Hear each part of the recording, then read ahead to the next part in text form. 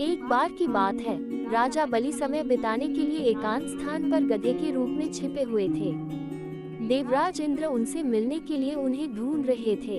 एक दिन इंद्र ने उन्हें खोज निकाला और उनके छिपने का कारण जानकर उन्हें काल का महत्व बताया। साथ ही उन्हें तत्वज्ञान का बोध कराया। तभी राजा बलि के शरीर से एक दिव्य रूपात्मा स्त्री निकली। उसे देखकर इंद्र ने पूछा, दैत्यराज, ये स्त्री कौन है? देवी, मानुषी अथवा आसुरी शक्ति में से कौन सी शक्ति है?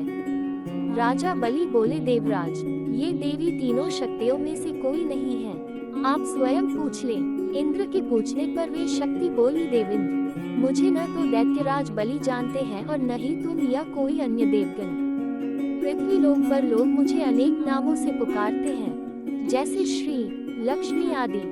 इंद्र बोले, देवी, आप इतने समय से राजा बलि के पास हैं, लेकिन ऐसा क्या कारण है कि आप इन्हें छोड़कर मेरी ओर आ रही हैं? लक्ष्मी बोली, देवेंद्र, मुझे मेरे स्थान से कोई भी हटा या डिगा नहीं सकता है। मैं सभी के पास काल के अनुसार आती जाती रहती हूँ। जैसा काल का प्रभाव होता है, मैं उतने ही समय तक उसके पास रहती हूँ। अर्थात मैं समयानुसार एक को छोड़कर दूसरे के पास निवास करती हूँ। इंद्र बोले, देवी, आप असुरों के यहाँ निवास क्यों नहीं करती? लक्ष्मी बोली, देवेंद्र, मेरा निवास वही होता है जहाँ सत्य हो, धर्म के अनुसार कार्य होते हो, व्रत और दान देने के कार्य होते हो।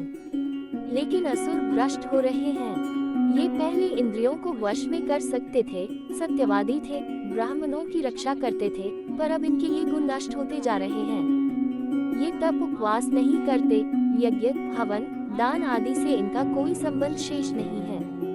पहले ये रोगी, स्त्रियों, वृद्धों, दुर्बलों की रक्षा करते थे, गुरुजन का आदर करते थे, लोगों को क्षमादान देते थे।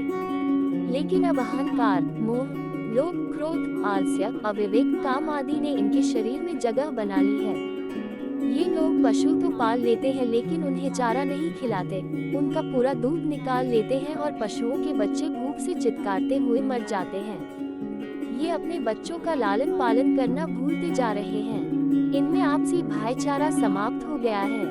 लूट, खसोट, हत्या, व्यभिचार, कलह, स्त्रियों की पतिव्रता नष्ट करना ही इनका धर्म हो गया है। सूर्योदय के बाद तक सोने के कारण स्नान ध्यान से ये विमुख होते जा रहे हैं। इसलिए मेरा मन इनसे उचट गया।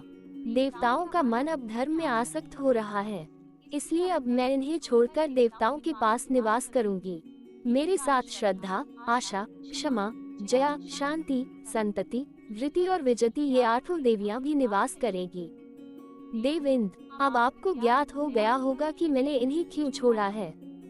साथ ही आपको इनके अवगुणों का भी ज्ञान हो गया होगा। तब इंद्र ने लक्ष्मी को प्रणाम किया और उन्हें आदर सहित स्वर्ग ले गए।